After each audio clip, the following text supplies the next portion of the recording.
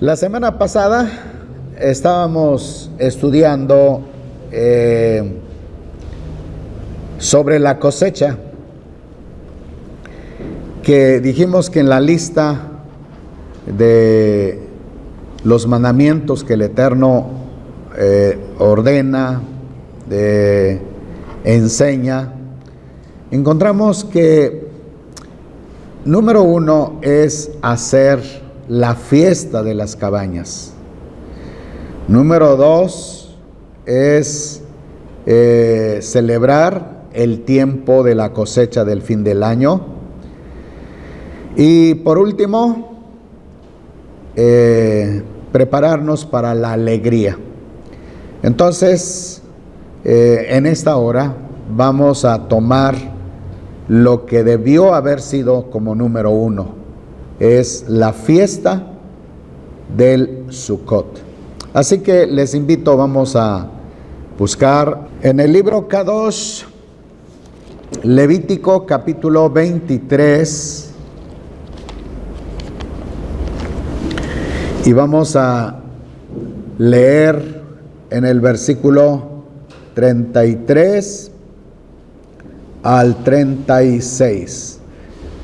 Dice así la palabra: y habló el Eterno a Mosé diciendo: habla a los hijos de Israel y diles: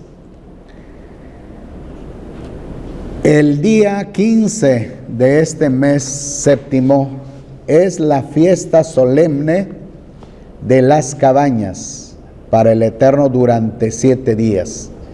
El primer día habrá santa convocación. No haréis ningún trabajo de servidumbre. 7 días presentaréis ofrenda encendida al Eterno. En el 8º día tendréis santa convocación y presentaréis ofrenda encendida ante el Eterno. Es reunión solemne, ninguna obra de servidumbre haréis. Bueno, tenemos ya la lectura de nuestro Abba Kadosh. Y tenemos la ordenanza de celebrar la fiesta de Sukkot. La palabra Sukkot es una palabra que está expresada en plural, que quiere decir cabañas. Y cuando decimos Sukkah, entonces es una palabra expresada en singular que significa cabaña. Así que el Eterno dio estos mandamientos para su ejecución al pueblo de Israel. Iremos descubriendo qué es lo que el Eterno encierra en estas expresiones o en estos días. ¿Por qué celebrar también la fiesta del Sukkot? Y bueno, al final de los tiempos, el Eterno fue añadiendo las explicaciones, pero no en el momento que dio las instrucciones. En este caso aparece la palabra hebrea Hag Sukkot, es decir, una celebración, una fiesta de cabañas. Y esta palabra, entonces, pues podemos entender que son enramadas al tiempo, a los días. Siempre pensamos una casa fortificada. En tiempos antiguos ya se usaba los ladrillos, la piedra para hacer una buena casa. Pero en el momento que el Eterno dio la instrucción, las casas, las cabañas debieran ser casas frágiles. Y el Eterno ordenó que se hicieran con una celebración en el que se podía danzar. De hecho, la raíz de la palabra Hagag, es la traducción que se debe de danzar en círculo. Por eso a veces se pregunta la gente ¿por qué se danza en círculo? ¿Dónde viene la raíz? ¿Cuál es la parte bíblica? Y a veces, como ignoramos la escritura hebrea, entonces sencillamente no entendemos el concepto. Pero cuando empezamos a analizar el término Hagag, entonces podemos entender que el propósito del Eterno es que se celebre con una danza en círculo. Esa es la raíz. A veces se ha fijado que la danza debe ser solamente para mujeres o entre mujeres, o la danza debe ser entre los hombres, pero no hay una escritura, no hay un mandamiento en el que el Todopoderoso ordene que la danza debe llevarse a cabo de esta manera. Por lo tanto, puede ser una danza familiar, puede llevarse a cabo una danza en la comunidad mixta, es decir, hombres y mujeres, niños y niñas. De esta manera, entonces, se puede ejecutar la danza bíblica. Ahora, también tenemos que ver los pasos de la danza. También se ha comentado mucho acerca de la variación de los pasos. El Eterno es muy poderoso. Sus atributos son indispensables para conocer lo que nosotros debemos de hacer. Entonces, a través del tiempo, el Todopoderoso ha ido capacitando a sus hijos para llevar a cabo las danzas en su presencia. Uno de los salmos, al final, el Salmo 150, nos hace entender, nos instruye que se debe de exaltar nuestro abacados con instrumentos de resonancia y con danzas.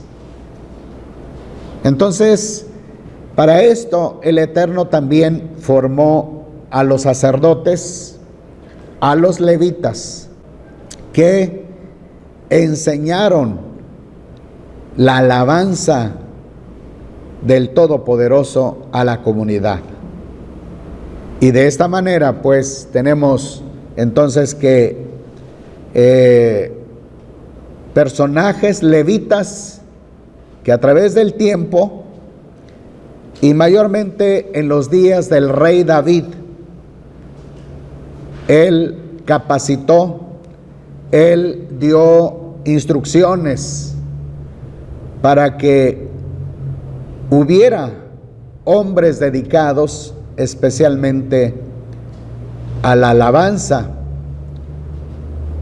a la ejecución de los instrumentos y, por qué no decirlo, a la danza también. David fue por excelencia uno de los hombres más expresivos de la historia bíblica que se registra, que él danzó ante la presencia del Abacadosh. Entonces, los pasos pues surgieron a través de la vivencia, a través de la naturaleza, porque tenemos que ver que todas las cosas tienen un movimiento. Los animales tienen un movimiento, los árboles también se mueven por el aire, por el viento. El agua circula, busca su trayectoria para recorrer. Entonces, el pueblo fue inspirado. Los líderes se inspiraron en toda la obra del Abacadosh para poder entonces poner un paso a la danza.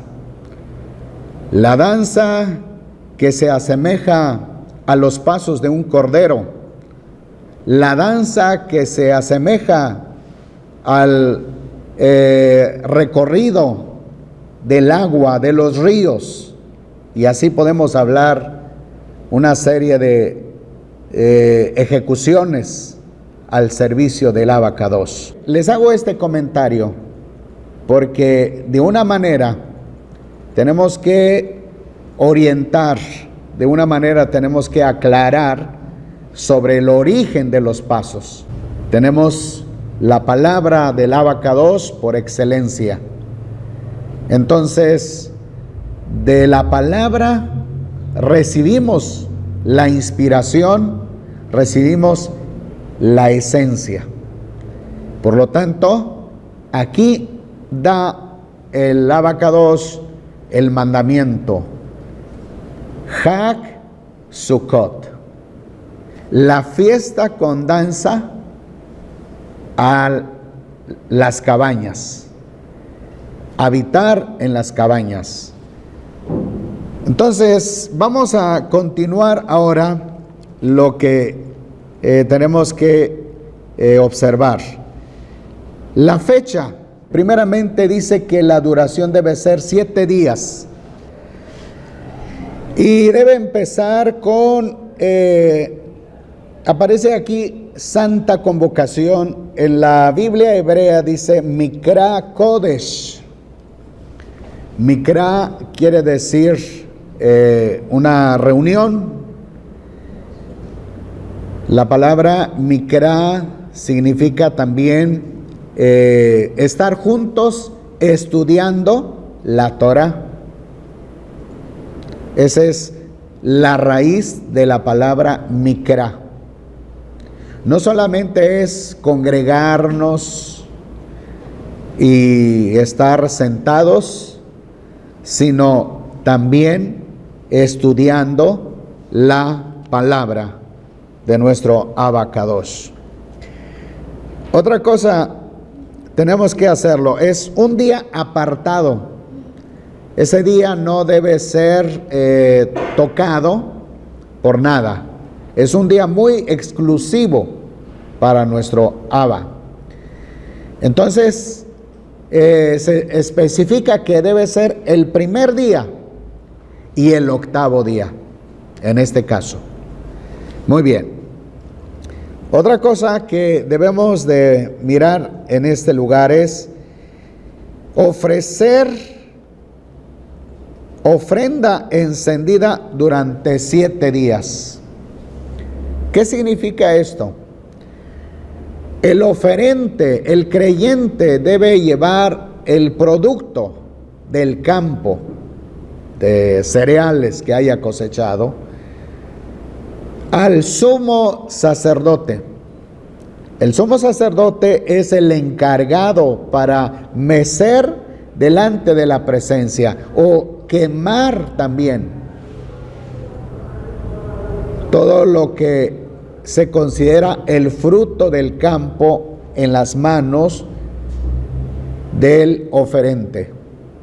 De todos los hijos de Israel llevaban ante la presencia de nuestro Abacadosh. Y bueno, podemos nosotros decir, ¿qué pasó con ese tiempo hoy en día? Tenemos también que reconocer que no hay un Bet Hamikdash, no hay templo. El primer Bet Hamikdash, el primer templo que construyó Shlomo, fue destruido por los babilonios. Y el segundo Bet Hamikdash que levantaron los que retornaron de la cautividad babilónica, en el año 70 de nuestra era, el segundo Bet Hamikdash fue destruido por los romanos. Hoy en día no es posible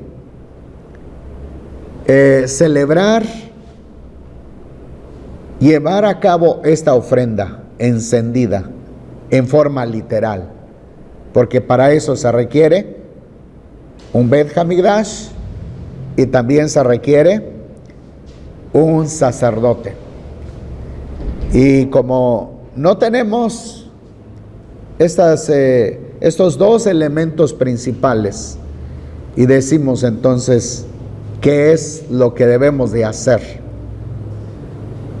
Yeshua nos dio una enseñanza al respecto, lo que podemos nosotros hacer en este tiempo. Y quiero compartirles el Evangelio, la Besora de Yohanan, capítulo 4.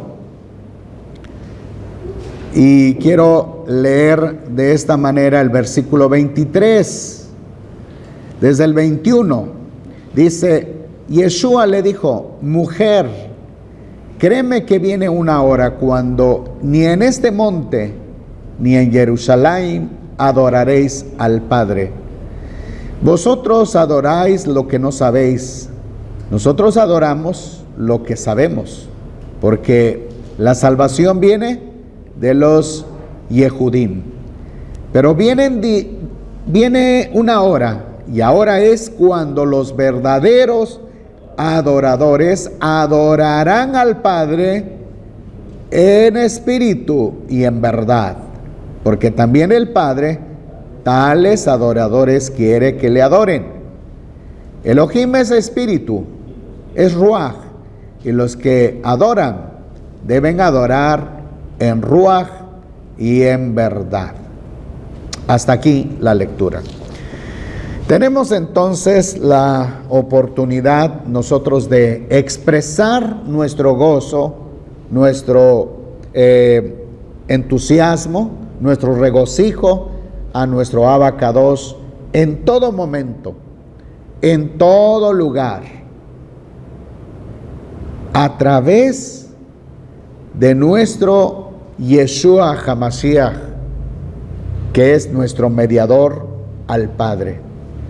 Podemos adorar a nuestro Abacados aún en la ausencia del sacerdote, aún en la ausencia de un Bet Hamikdash. Recordemos que Yeshua ascendió a los cielos, y lo que encontramos es que entró al lugar santísimo, abrió el camino nuevo y vivo para que todo creyente pueda disponer de su voluntad, de su vida, ingresar hacia la presencia de nuestro Abacados sin necesidad de un sacerdote humano, pero sí valiéndose del sacerdocio de Yeshua HaMashiach. Ahora, tenemos también otra cosa, nos dice la Escritura, en el versículo 36, dice, en el octavo día tendréis santa convocación y presentaréis ofrenda encendida ante el Eterno. Es reunión solemne, ninguna obra de servidumbre haréis. Tanto el día primero como el día octavo, como en este día, debe ser también un día apartado Y dado que este día octavo coincide con el Shabbat semanal, porque puede resultar el primer día de la semana o el segundo día de la semana, según el ciclo de la luna, porque es donde nosotros partimos de nuestra observancia para llevar a cabo este tiempo festivo. Entonces, el octavo día debe ser también un tiempo de solemne estudio, repaso, ensayo en la palabra. De hecho, es lo que significa la palabra mikra en hebreo.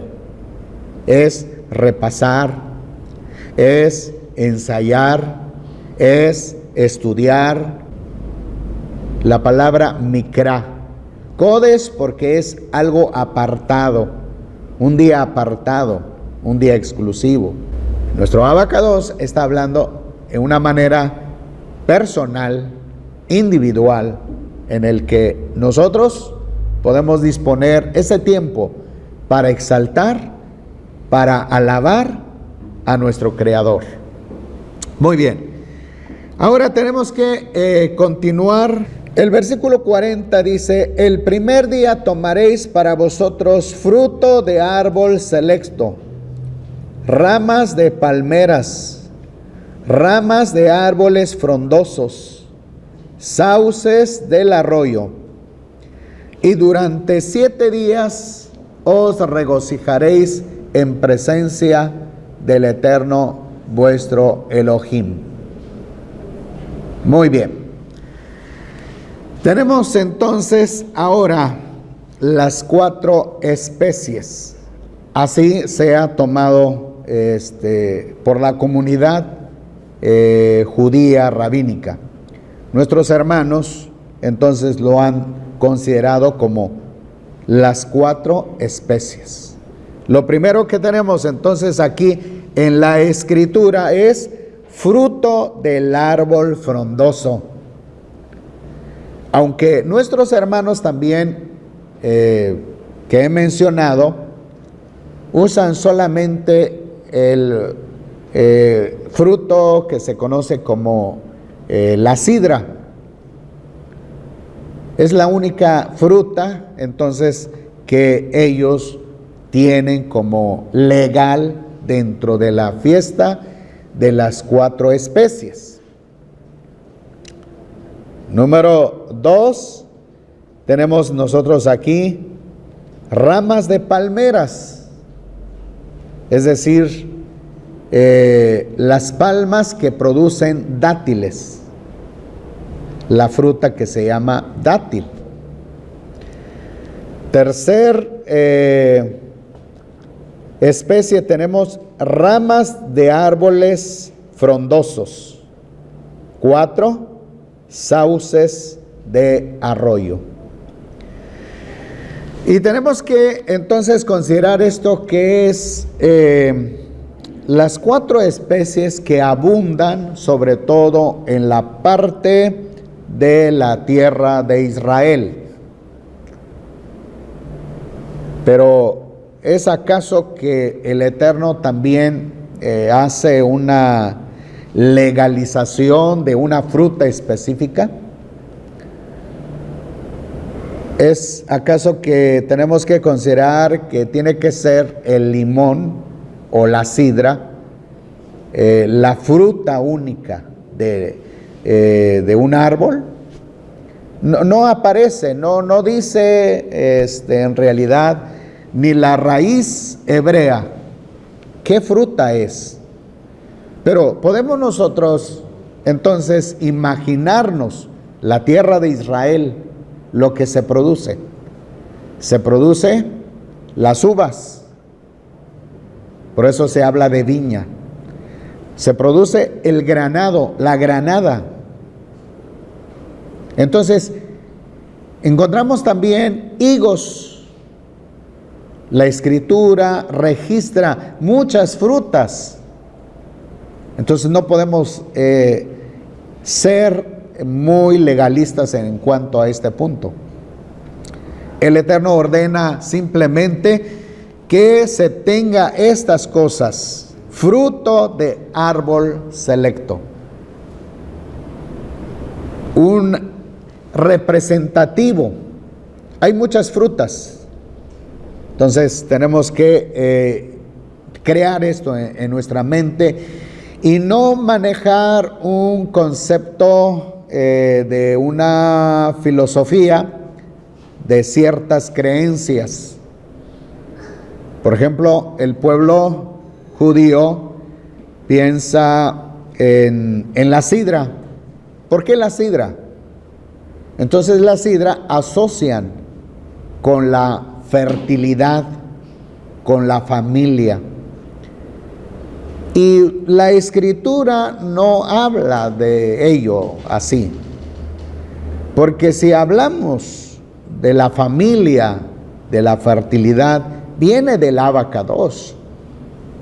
Es nuestro Abacados el que da la bendición. Los hijos son del Eterno. En el Salmo 127 por excelencia manifiesta acerca de la familia, acerca de los hijos, las hijas, habidas en la juventud. ¡Qué bendición! Pero no porque si usted tiene una sidra es porque va a tener la suerte de la familia. Y si no tiene la sidra, entonces no hay familia. No podemos asociar nuestra mente de esta manera. Tenemos que ver nuestra mente con el Abacados. Pero simplemente nos da el mandamiento, nos dice cómo debe ser el momento de la celebración. Ahora, simplemente registra, por ejemplo, palmeras, las palmeras datileras, porque son antiguas, muy antiguas y parte de la naturaleza de la tierra de Israel. Otra cosa, pide árboles frondosos.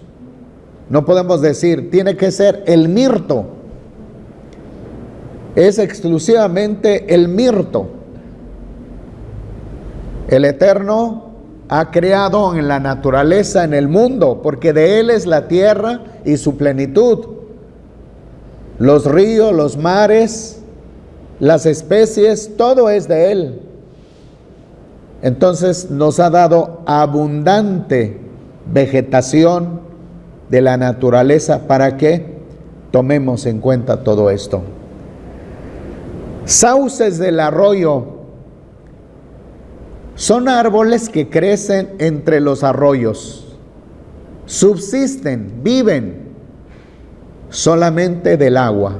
Si no hay agua, los sauces no pueden crecer.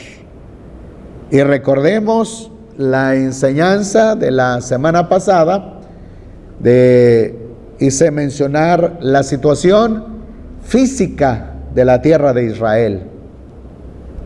Es una tierra mayormente semidesértica y hay partes que es una región desértica.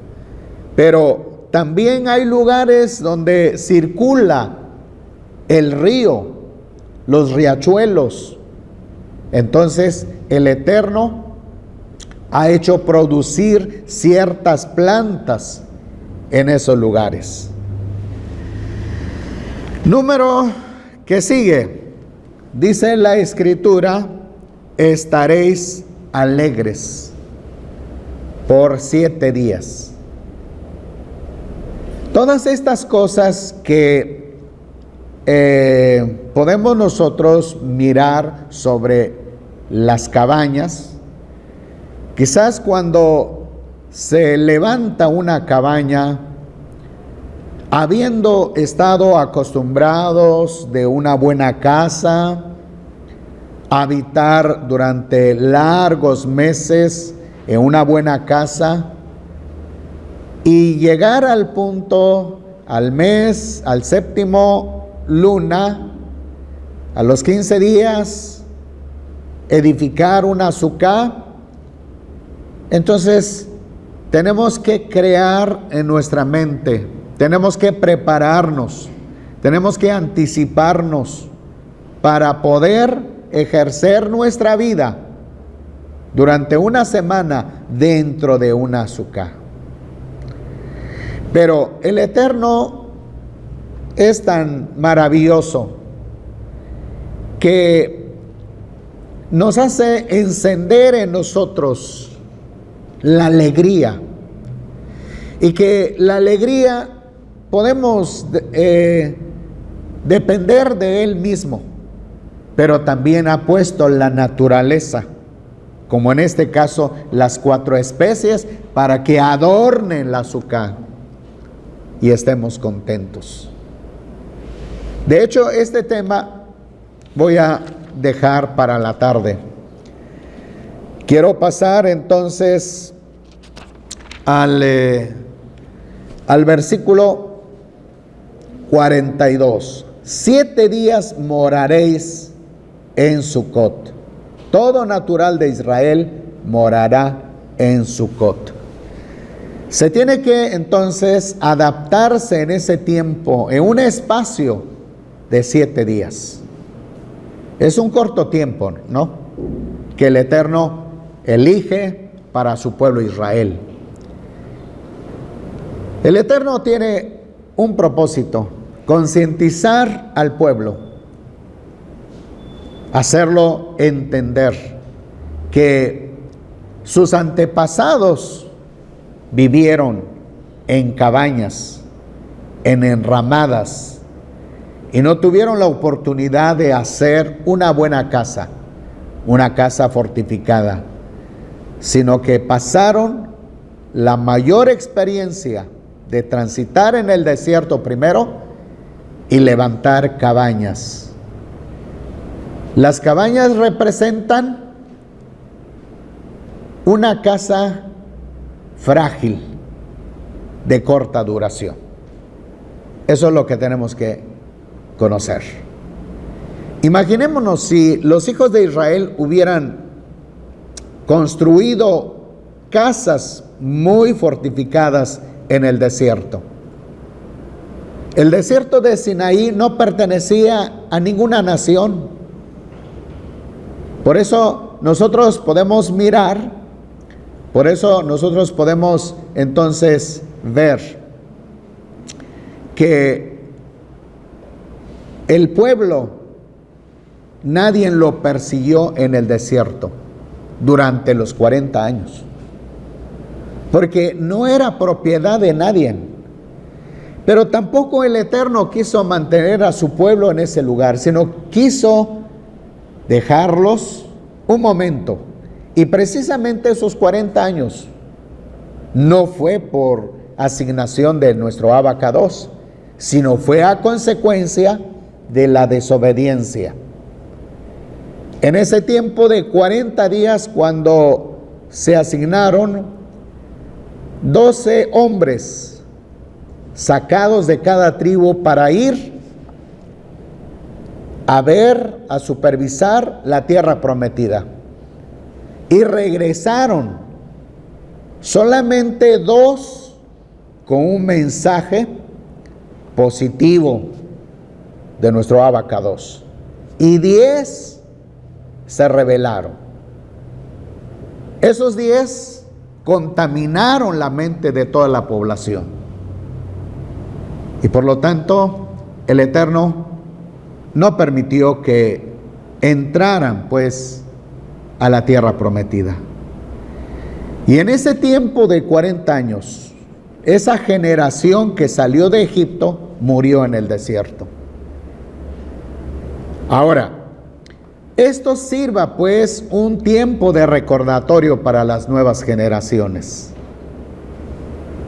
Al llegar a la tierra prometida, recordaran que sus antepasados vivieron en Sucot, en el desierto. Y ahora pues, al llegar a la tierra prometida, debieran de adorar al Abacados Se encontraban en una tierra de reposo y todo dependía de la obediencia a la palabra. Ahora, tenemos que ver cuando los judíos remanentes retornaron de la cautividad babilónica. Todo lo demás que hicieron, ciudad, reconstrucción del Bet Hamikdash. Tenemos entonces el tiempo de Nehemías, en el que encontramos a los hijos de Israel recordando la fiesta del Sukkot. Veamos esto en el libro de Nehemías, capítulo 8. En los versículos 14 dice: y hallaron escrito en la Torá cómo el Eterno había ordenado por medio de Moshe que los hijos de Israel moraran en Sukkot durante la festividad del mes séptimo, y que proclamaran e hicieran pregonar por todas sus ciudades y por Jerusalén, diciendo: salid al monte y traed ramas de olivo, y ramas de olivo silvestre, y ramas de arrayán, ramas de palmeras, ramas de mirto, para hacer Sukkot, como está escrito. Salió pues el pueblo y trajeron y se hicieron Sukkot, cada uno sobre su propio terrado, en sus patios, en los atrios del Bet Hamikdash, en la plaza de las puertas de las aguas y en la plaza de la puerta de Efraín. Y toda la congregación de los que habían retornado del cautiverio hicieron Sukkot y moraron en Sukkot, cosa que los hijos de Israel no habían hecho desde los días de Yehoshua ben Nun. Y hubo gran alegría. Y diariamente leían en el rollo de la Torá de Elohim, desde el primer día hasta el último. Y celebraron la festividad durante 7 días, y al octavo día hubo solemne asamblea conforme a las ordenanzas. Entonces encontramos la participación también del pueblo, de que todos recordaron la fiesta del Sukkot. Tenemos también que se destruye el segundo Bet Hamikdash, pero hay una promesa en el libro de Zacarías. Yo quiero invitarles entonces que verifiquemos lo que dice esta escritura en el capítulo 14 de Zacarías, versículo 16, y dice: sucederá que todos los que sobrevivan de las naciones que vinieron contra Jerusalén subirán de año en año a postrarse ante el Rey, ante el Todopoderoso Tsebaot, y a celebrar la solemnidad del Sukkot. Y acontecerá que los de la familia de la tierra que no suban a Jerusalén para postrarse ante el Rey Eterno Tsebaot, no vendrá lluvia sobre ellos. Y si la familia de Egipto no sube y no se presenta, tampoco la habrá sobre ellos. Vendrá la plaga con que el Eterno herirá a las naciones que no suban a celebrar la solemnidad del Sukkot. Tal será el castigo de Egipto y el castigo de las naciones que no suban a celebrar la solemnidad del Sukkot.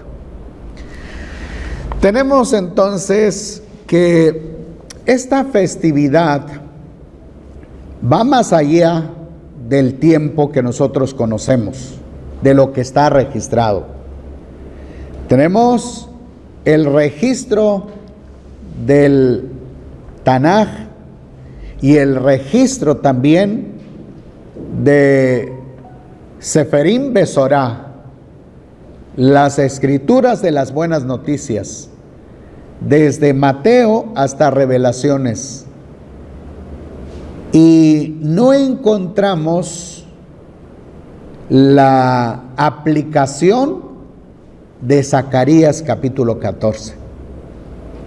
Quiere decir entonces que hay una fiesta de Sukkot en el futuro, en los días del reino de Yeshua HaMashiach.